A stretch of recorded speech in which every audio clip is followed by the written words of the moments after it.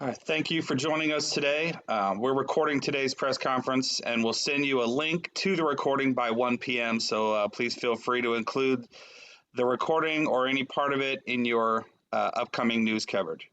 My name is David Newsom, and I serve as the executive director of the nonprofit CSC.Health, also known as Compassionate South Carolina. That works to legalize medical cannabis in the state of South Carolina, along with other advocacy groups as well. And I'm also a U.S. Army veteran, as well as all the panelists and our guests today at this press conference are also all veterans. We're here today to draw attention to the thousands of veterans who have bravely served our nation only to come home to a state where it's a crime to relieve their suffering with a medicine that has given so many their lives back.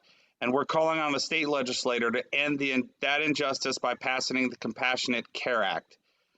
For 6 years, our veterans and patients and loved ones have been sharing our stories to plead with South Carolina's lawmakers to allow seriously ill patients to relieve their suffering with medical cannabis, conditions all the way from neurological, PTSD, or many of the conditions that you'll see veterans talk about, and maybe hear some from those veterans today.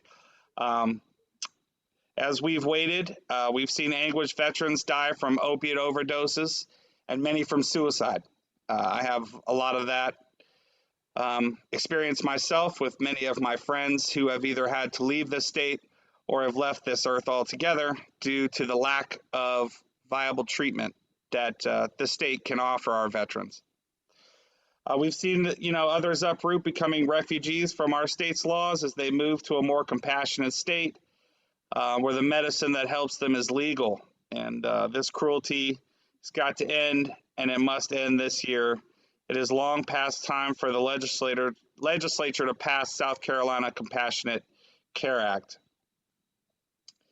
We have several speakers here today, and I will introduce our first one, Stephen Diaz.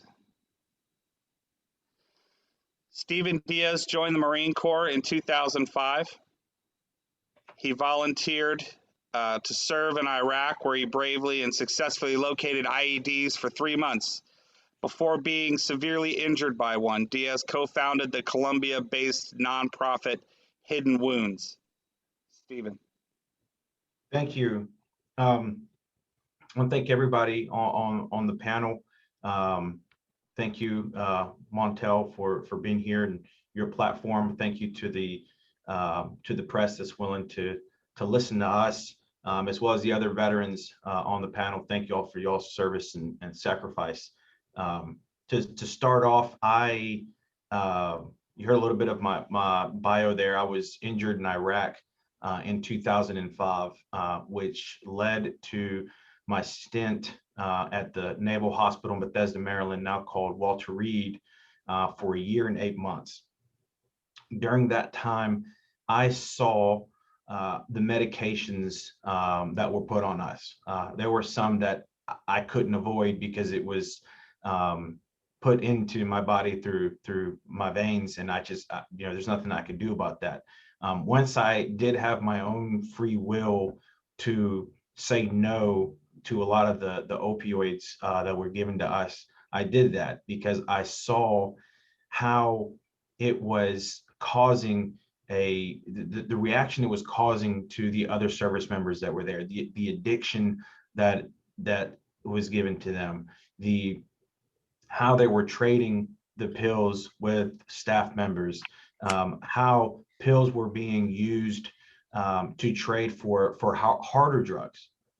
In the hospital, in my time there, I saw other service members using heroin, cocaine, inhalants, all because they were looking to curb either their physical or emotional wounds. I was afraid to death of that addiction, and so I refused or pretended that I took the medication and would just discard it.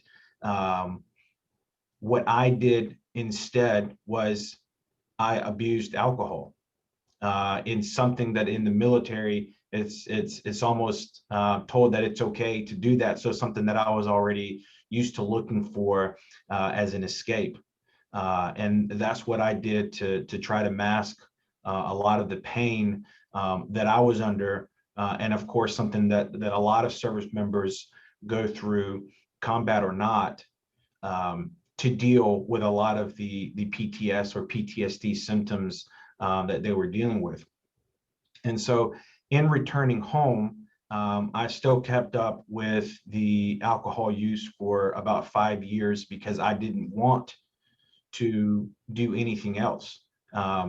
Even leaving the hospital and going into the VA at the time, we're looking at about 2005, 2006, I could get any opioid that I wanted and as much of it as I wanted, unchecked.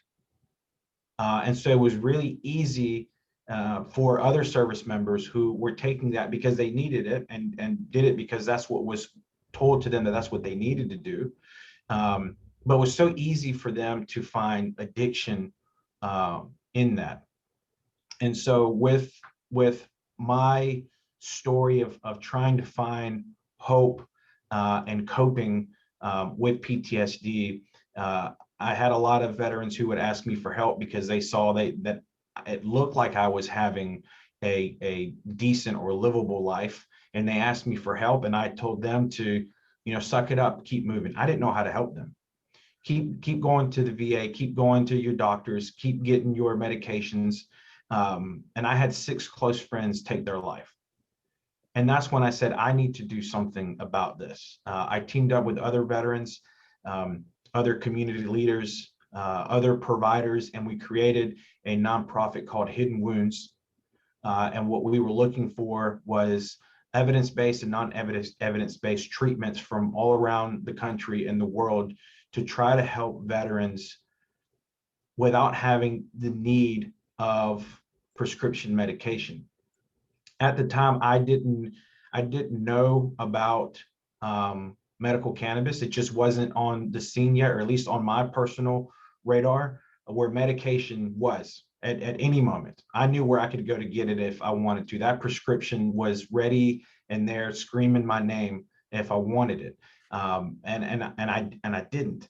And doing Hidden Wounds and helping veterans all across the country, and even a few overseas while on deployment, because they don't want their other brothers and sisters or their command to know that they were suffering. We were able to learn about medical cannabis and how some veterans were using it to help cope and ease their pain. Of course, all of these veterans were not in the state of South Carolina. And the ones that were in the state of South Carolina were exposed to possible laced cannabis or other cannabis that was becoming very dangerous to them.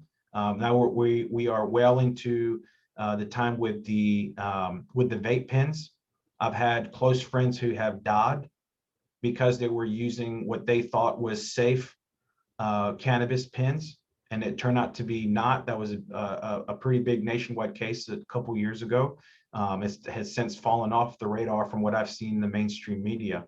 But what veterans are looking for is they're looking for hope and compassion, and they're having to seek it in other states because they just are more compassionate than ours when it comes to medical cannabis. And so, however I can help lead that charge, either for veterans to seek that as an alternative treatment, or to share my voice or story to the media or other leaders like they're on this call, I will gladly do it. I hate to see our veterans have to live in the shadows. They're already doing that when it comes to PTSD. They shouldn't have to be forced to continue living in the shadows and be shamed for trying to find something that's going to help them. So if South Carolina can be more compassionate in that area when it comes to medical cannabis and the research and hearing our voices, that's just amazing. And I'll keep fighting for as long as it takes to keep helping my brothers and sisters. Thank you.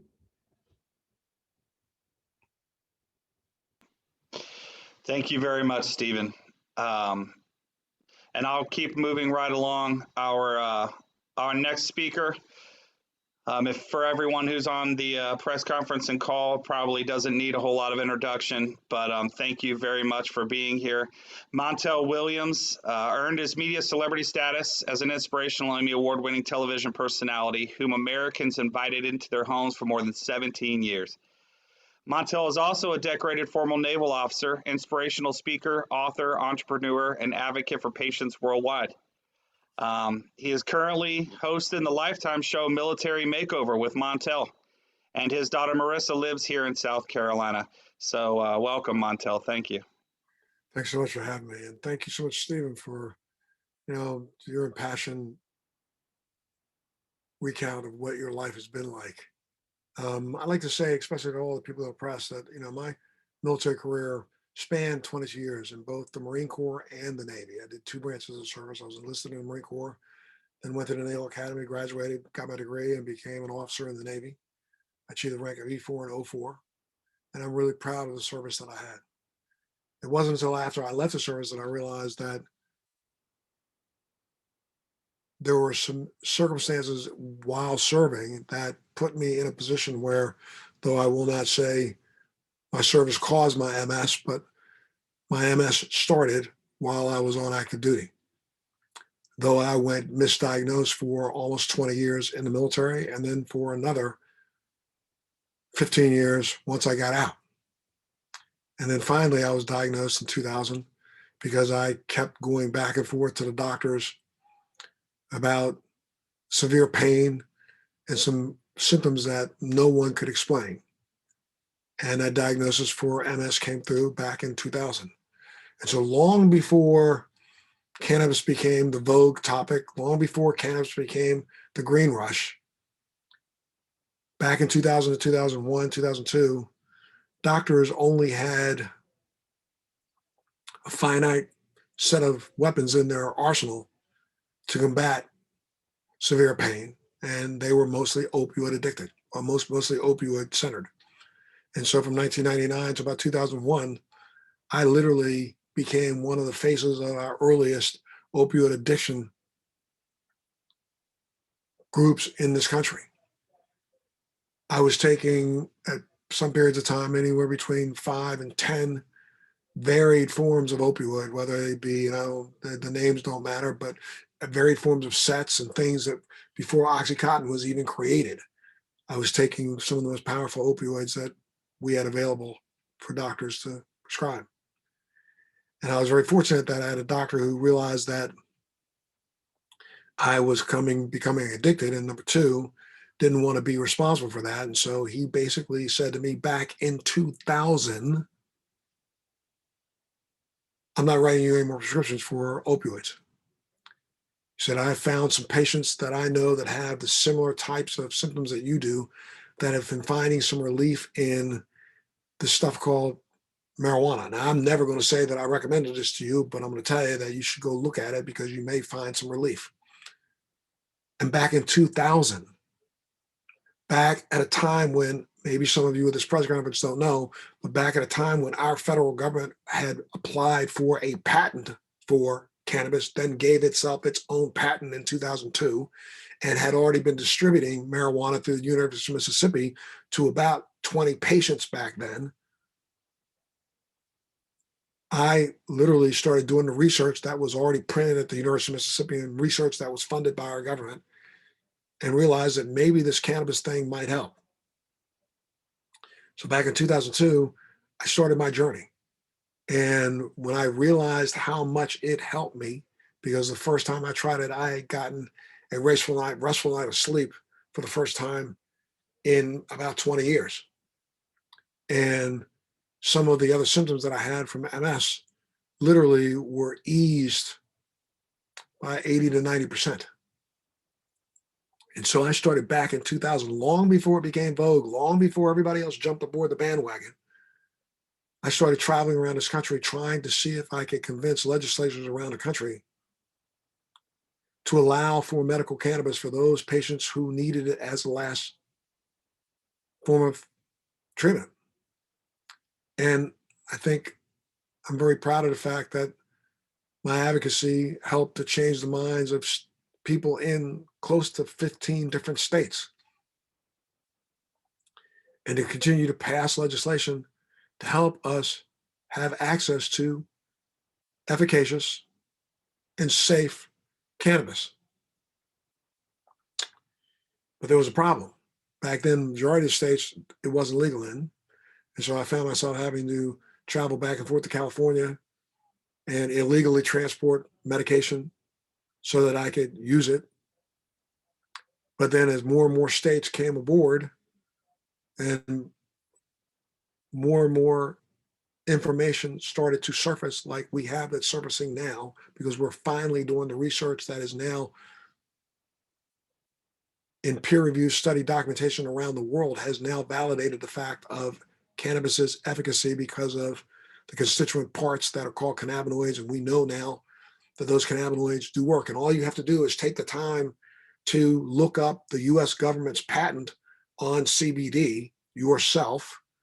And that patent right now will say to you 100% in what's called the abstract what our government believes cannabis can do. And it talks about it as being a neuroprotectant, and the fact that it works for ischemic and pain-related neurological disorder. We know that. This is not something that is questionable anymore. This is something that is a fact enough that our government has given itself a patent on it and continue to extend that patent. So it's time for us to make sure that we allow this medication to be used by the least of us. If we remember that less than 1% of this nation puts a uniform on its back to go around the world to support and defend our Constitution against all enemies, foreign and domestic. And we know that they do so proudly. They leave parts of themselves in foreign countries. They do so proudly. And all they want to do is come home and live a pain-free and a normal life if they can. And unfortunately, states like South Carolina don't allow for that when it comes to the use of cannabis. So now you've forced several South Carolina residents to have to become immigrants to other states so that they can just try their best to be as normal as they possibly can be. My daughter, Marissa, who lives in South Carolina, a few years ago went through one of the most horrific bouts of lymphoma cancer that a lot of people who have this cancer go through. She had it twice with a vengeance and was again put on experimental treatment protocols that were as virulently horrific as they possibly could have been. My daughter lost her hair. My daughter lost skin. My daughter lost her esophagus. Part of her esophagus was the lining of her esophagus she lost. That, of course, came back. All because she was given and put on a treatment protocol that was what we can deem a cure medication, but whose side effects were so horrific that my daughter writhed in pain the same way that I did for months before I started using cannabis. And because she was treated outside of the state of South Carolina, she was able to utilize cannabis to help mitigate some of her symptoms. But then she had to go back home, where she is now in South Carolina, and has no access. And if I visit her there, I have to be very cautious of the fact that because there's a target already on my back for being an advocate, I have to be very careful that I don't bring all my medication into the state for fear of being detained the way I have been now multiple times, all of which have been thrown out with prejudice by courts, but I have been detained for using a medication that even our government deems, our federal government has deemed as efficacious. During war and on the battlefield, we have trucks and buildings that have a big H on the top of them that normally foreign forces and forces don't attack because they recognize that it's a safe zone. South Carolina needs to be a safe zone. Take our soldiers, sailors, airmen, Coast Guardsmen, Marines off the battlefield. Get them off the battlefield. I understand that there's a battle between those who believe in whether or not cannabis should be or should not be used. But while we're arguing over this issue, we need to take the patients off the battlefield. And South Carolina has the ability to do that through the South Carolina Compassionate Care Act. And I think you should do as much as you can to get this bill passed as quickly as you possibly can. It is only a matter of time right now. Even within the last 3 months, the DEA has now lifted rules and regulations against testing cannabis nationally. The testing facilities do not any longer have to go to just one location of the University of Mississippi. And if you don't know about that, you need to look that up. The University of Mississippi has been dispensing cannabis to about 20 patients in our country for the last 40 plus years. And they used to be the only place that universities and testing facilities could get cannabis from to test on and look at investigatively to see if there was any efficaciousness in the cannabis. Well, now our DEA has even now allowed for testing facilities around the country to get cannabis from places even overseas to test, to look at its viability. That says very clearly our government understands and recognizes how efficacious medication this is. And so this should not be a state-to-state one-off. And we now have well over 34 states that have passed some form of cannabis legislation. This needs to be a national passage, but until that's done, South Carolina needs to please do what I say, take the patients off the battlefield and allow our veterans access to something that will give them relief. Thank you.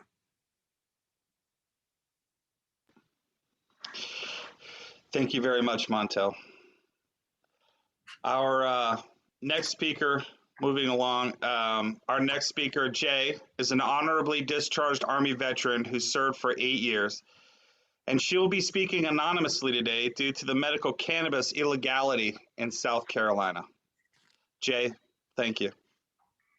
Thank you so much for having me. I'm so proud to be here today and speak my truth. I am an Army veteran who served from 2002 until 2010, including one tour in Kosovo. I've witnessed gruesome maiming, death, and destruction while deployed. I was also the victim of sexual assault during my time in the Army. I suffer from an extremely painful chronic progressive kidney disease that my doctors think was exacerbated by the medications I was given and the water we were provided overseas. I have complex post-traumatic stress disorder, damage to my hips, legs, and ankles, and I suffer hearing loss.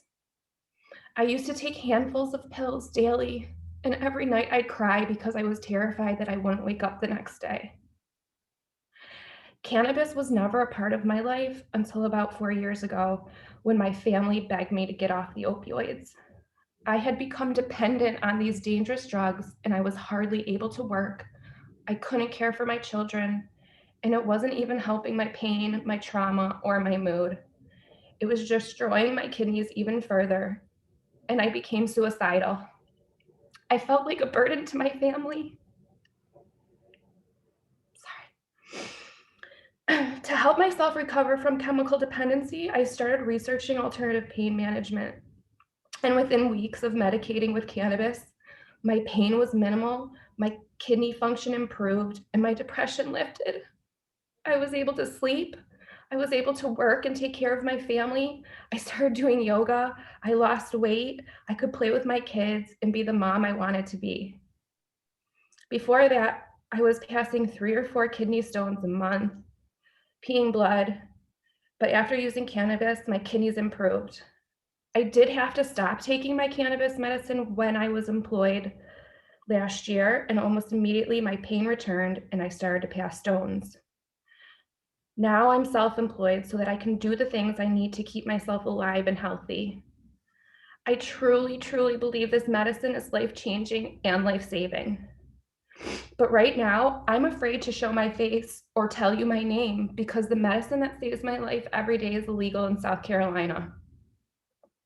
In the eyes of the law, I could take the prescribed anxiety and pain pills and down it with a bottle of wine to get through my days and not lose any sleep because that's perfectly legal here. But the real medicine that has given me my life back has also added another layer of anxiety and tremendous fear of being found out and all the consequences that would follow. The people who are keeping it illegal are mainly law enforcement, and I don't want to lose my kids, my business, be harassed or pulled over. My state's asset forfeiture laws have been found to be unconstitutional, and I believe it is also unconstitutional to keep this medicine from patients like me who have not only fought for their own freedom, but for all of yours too. It is unbelievable to me that South Carolina considers me and thousands of other veterans my brothers and sisters, criminals for treating our pain and saving our lives. Lawmakers need to correct this horrible injustice immediately. Please let me live. Thank you.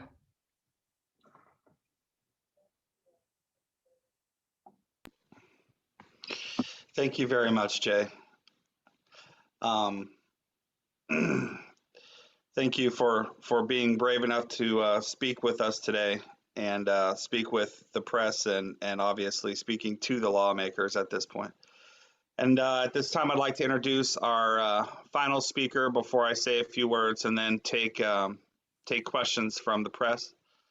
Don Howell is a registered nurse and a Purple Heart veteran. He served 22 years of active duty from the United States Navy and has administered care in multiple combat arenas, including Beirut, Lebanon, Somalia, and Desert Storm. All the first-class vacation destinations for sure. He has also served as a staff nurse in the VA hospital system. Don, thank you. Thank you for having me. And thank you, everyone, for sharing your experiences with us. As you know, I'm a veteran as well as a registered nurse. I just wanted to mention really quickly, as a nurse, when we deal with patients having psychological issues, the first thing that we ask is, how is your mood? And that their response is a trigger to what we should do next.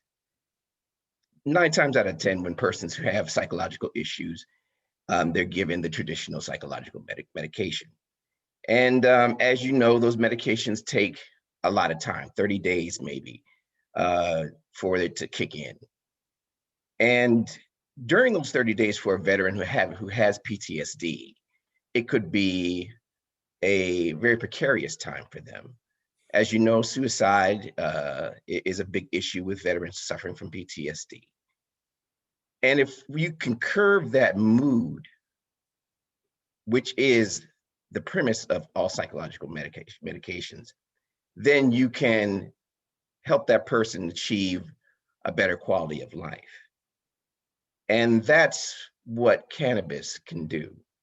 Years ago, when cannabis was first coming onto the scene, I was listening to CNN and they were talking about Sanjay Gupta was talking about cannabis, and he was saying that everybody all over the world suffers some level of stress. And if you could take that stress away for just one moment, would you do it? And that's exactly what cannabis does. Now, as a veteran, I have served in Beirut, Lebanon, and during the bombing, I did not lose consciousness, so I was able to visualize all the carnage that went on. As a veteran, I'm representing what happens with PTSD after living with it for 40 years. With Steve, with Jay, you hear about a lot of the issues that they tend to suffer now, such as flashbacks, bad dreams, etc., which is a terrible thing for them to experience. But as time goes on, if the PTSD is not treated, then it becomes harder to treat as you get older. And those effects, although we may seem normal on the outside, those effects it seeps deep into our psyche and our way of life. One of the main issues with PTSD is that we don't enjoy the pleasures that a lot of people tend to enjoy, like love. And as a result, we tend to have failed marriages, and we have bad relationships at work, and we get demonized or considered a troublemaker or whatever the case may be. And these are all symptoms of PTSD. So it's important for us to understand that the utilization of cannabis has a rapid effect, and it alleviates the problems that we tend to have, which is mood, in a fashion that's actually natural because of our endocannabinoid system and the phytocannabinoid that cannabis provides. Steve had mentioned earlier on that his friends tend to turn to illegal drugs in order to relieve the pain. And this does cause, drug abuse and addiction. Jay had mentioned earlier on that when she was forced to stop using cannabis, that her symptoms quickly returned. The beauty of cannabis is its rapid onset and its rapid alleviation of how survivors of PTSD can call pain. And that pain is all encompassing, from emotional to psychological to physical. And for us to ignore what has already been documented as efficacious when we discuss cannabis is a lack of compassion. And it's cruel in a sense. As a matter of fact, in some states, if a physician do not or fail to address a person's pain, it is considered malpractice. I want that to sink in for a little bit. Lawmakers, our politicians, particularly in South Carolina, are the only ones that can make this law or the use of cannabis happen. It seems impossible with all the demonization and the bad rep that cannabis has had over the years, but making the impossible possible is the job of a politician.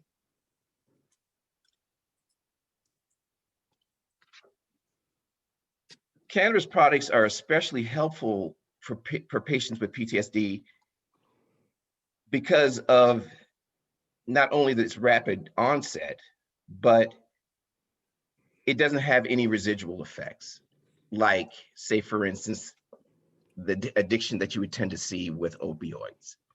So in all actuality, that after they stop using it a day, then the symptoms or the effects of cannabis go away.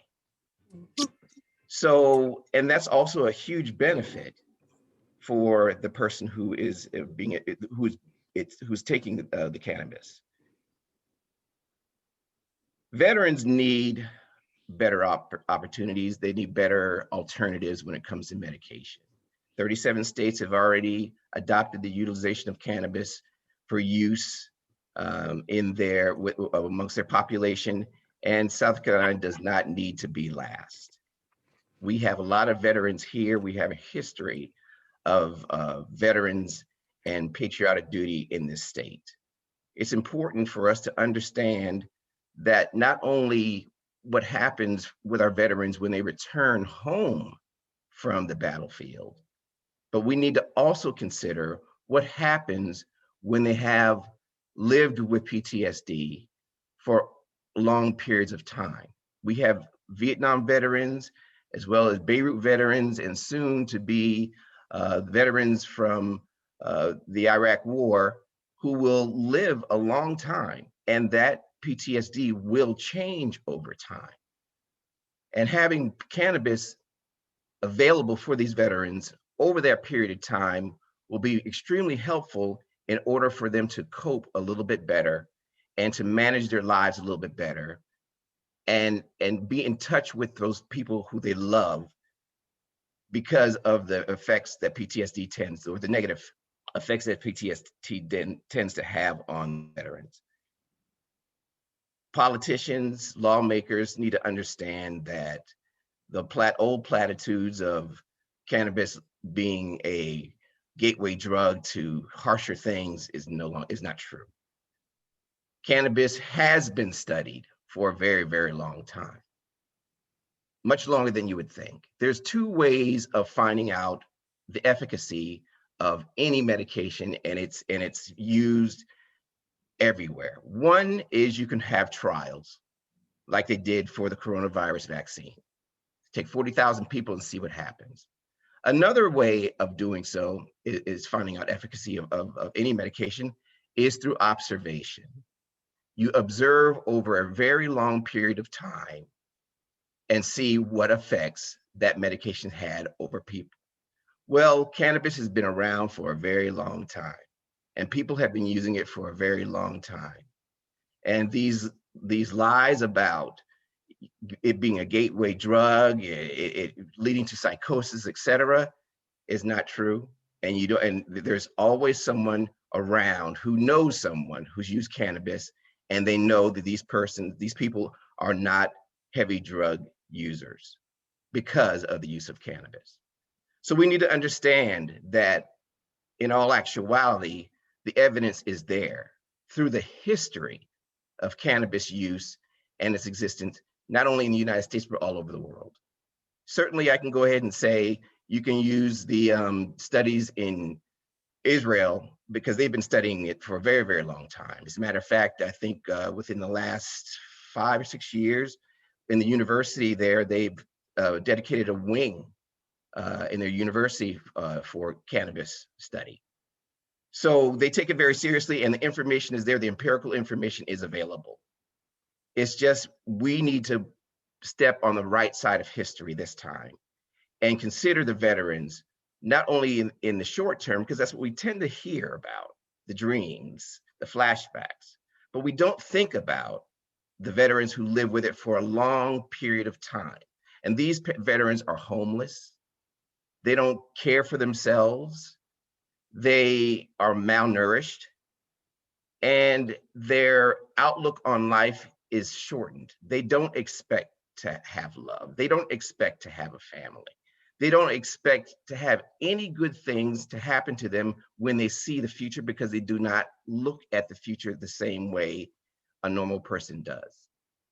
So having cannabis available to these veterans and realizing that if we start early, that we can mitigate a lot of the issues that these long-term PTSD veterans tend to have that is so much harder to treat. We could make a difference in our young soldiers, young heroes' lives, so that when they become 40 and 50 and 60 years old, that they're more balanced and able to cope much better in life. Thank you.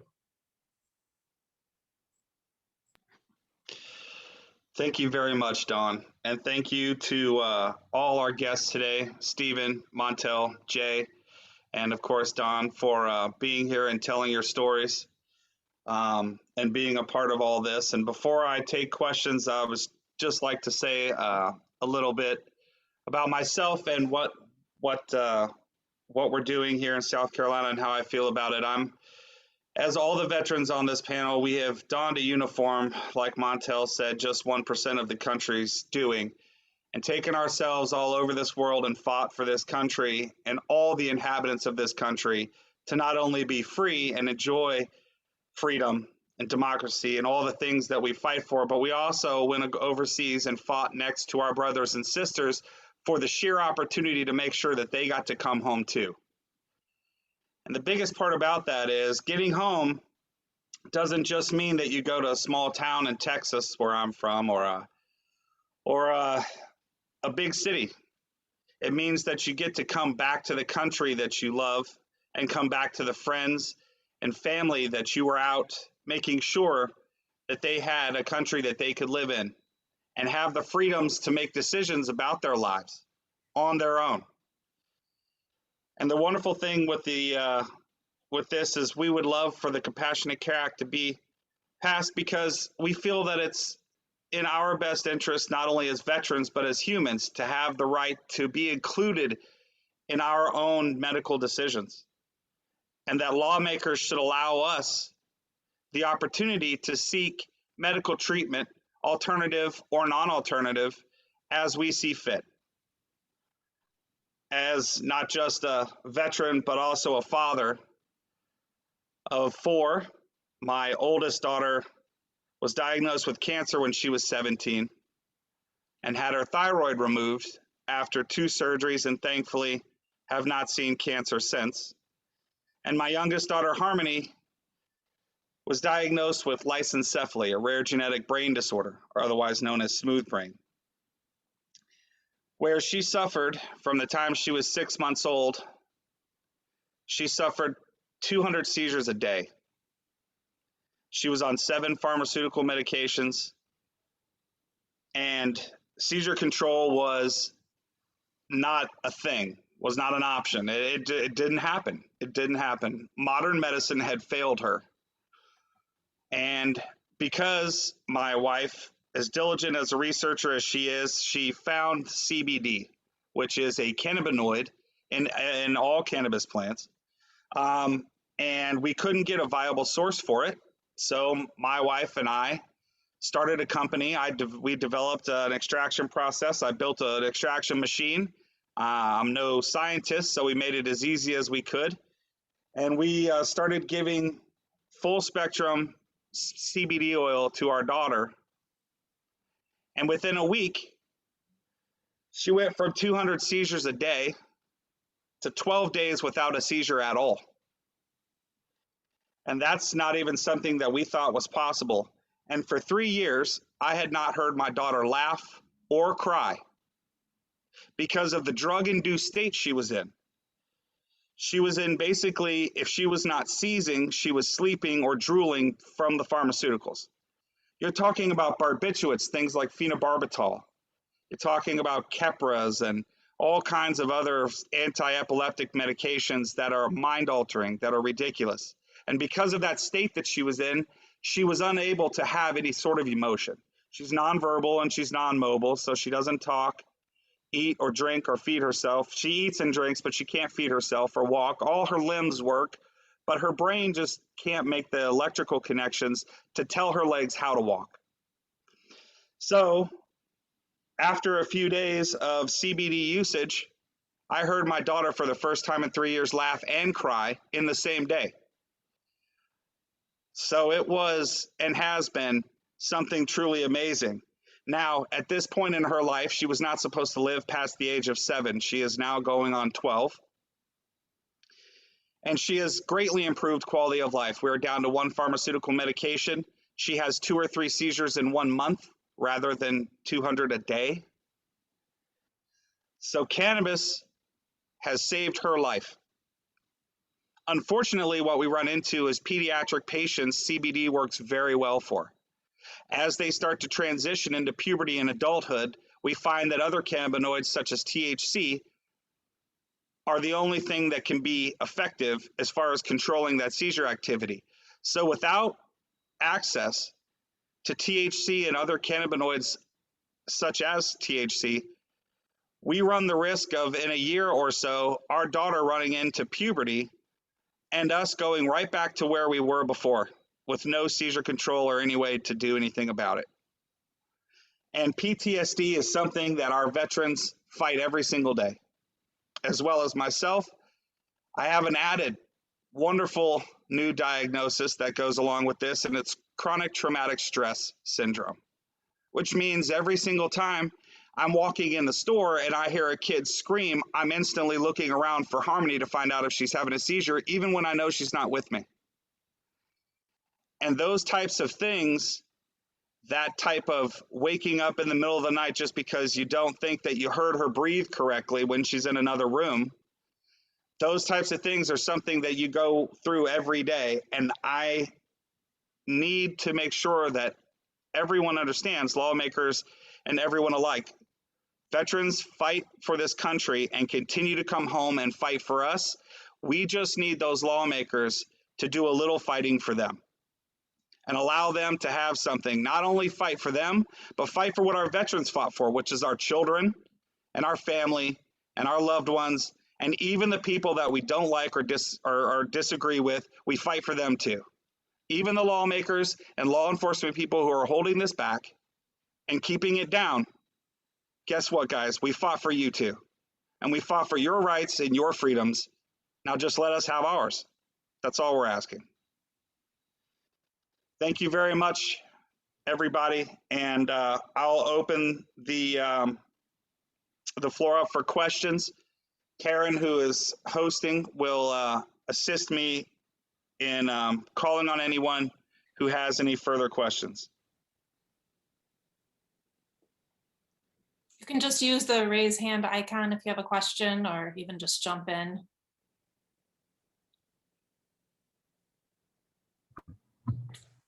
Hi there, Alicia here with WBTW here in Myrtle Beach.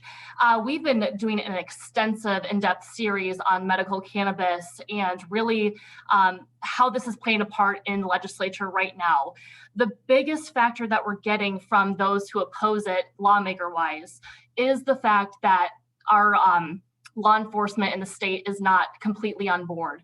Could someone here explain really the challenges, and from other states who have passed medical cannabis, how is law enforcement able to work with this, advocating for this program? I mean, what successes have we've experienced in other states that we're just missing here in South Carolina? Is there anyone that could provide some insight onto that challenge and where you guys have gotten to that point?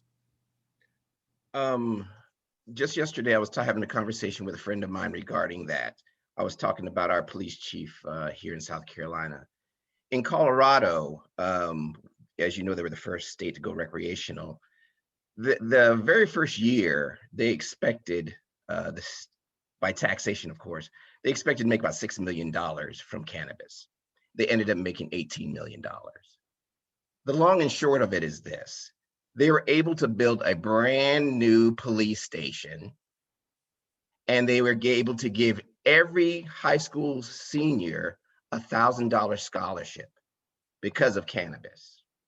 So I believe that particularly in South Carolina, they look at legalization of cannabis as being a threat when it can actually be a benefit, simply because the money that they can gain from taxes is money that they would never get from anywhere else.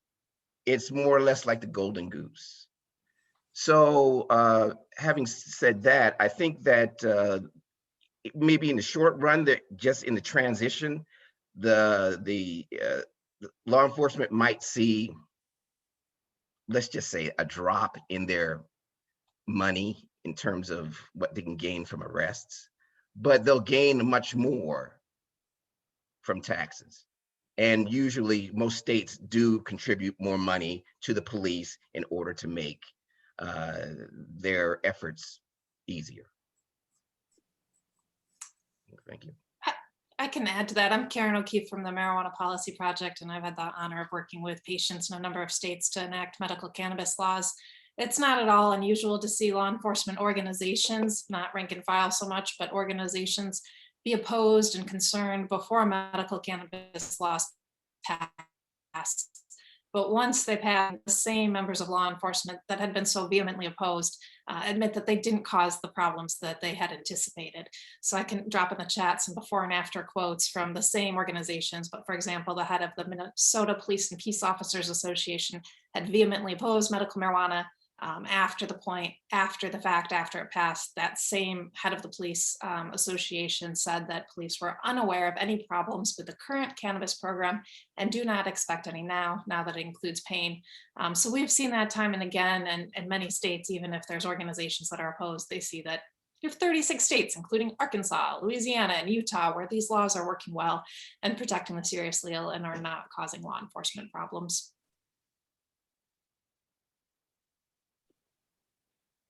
I see Jamie Lovegrove's hand.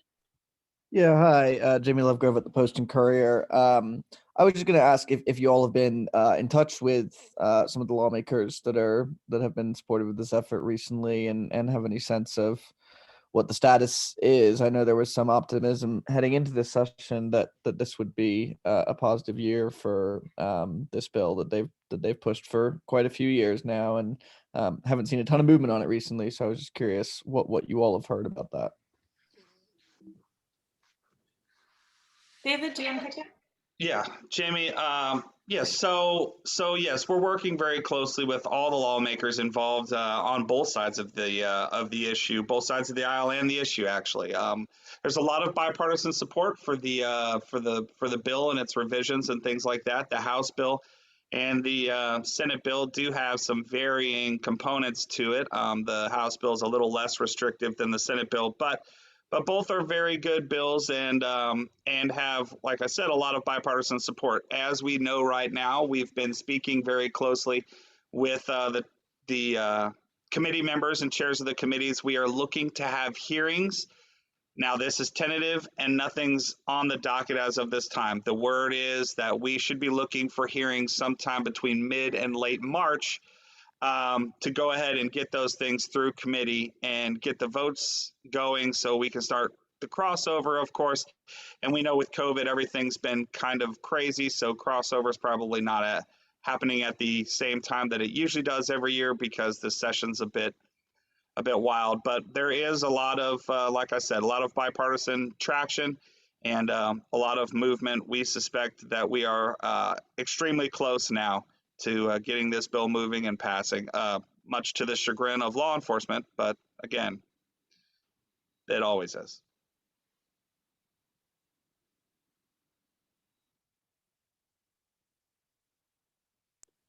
Are there any other questions?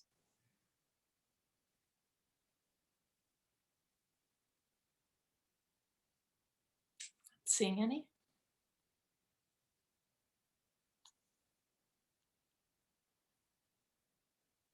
All right. Did Montel, or do you want to say any closing words before we go?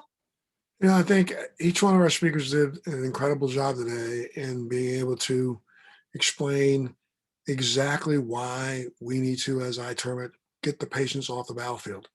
I would hope that, those participants in the press conference and the press take those messages out there and write them the way you heard them, because I think when people really understand what's going on at the personal level and then understand that, it was well over 20 years ago that our government, gave itself a patent, which was 6630507B1.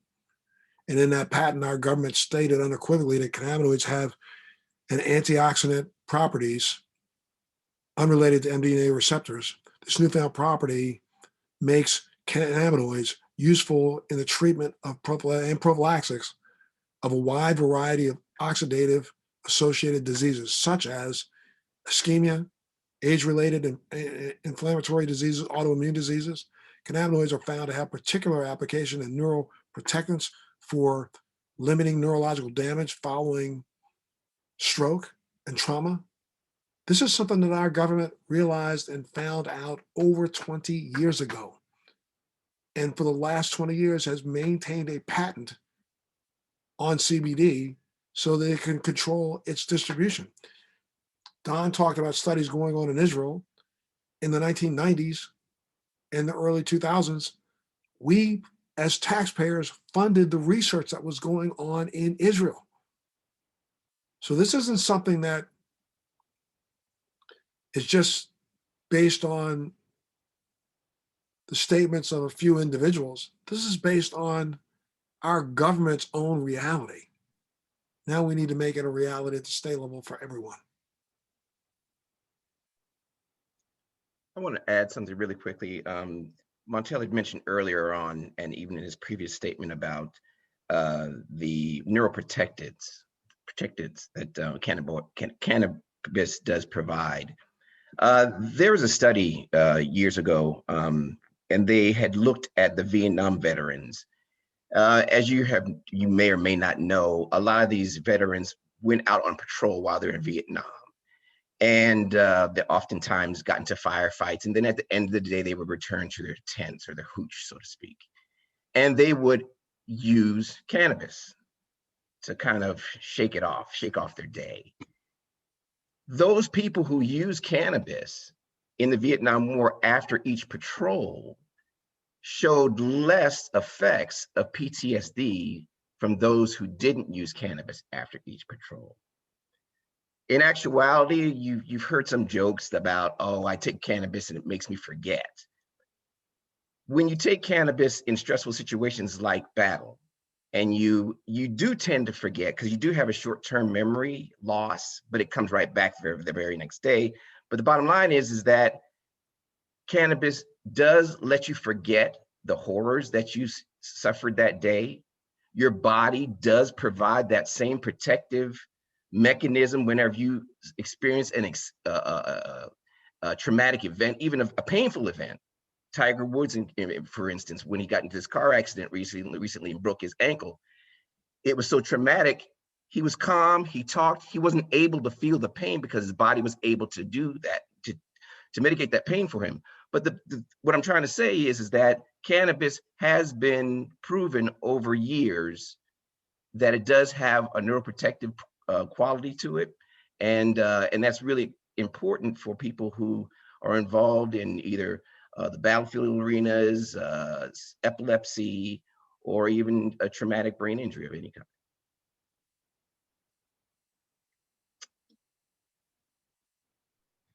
Thank you very much, Don. And thank you very much to everyone that was here today to speak at the press conference. And thank you to the press. And I just want to let everyone know, as well, as far as the press is concerned, that there will be a link for the press conference out by 1 o'clock today. And so with that being said, we're going to wrap this up. And thank you, everyone, for being here and hearing our stories. And thank you for to the panel and everyone being here telling your story.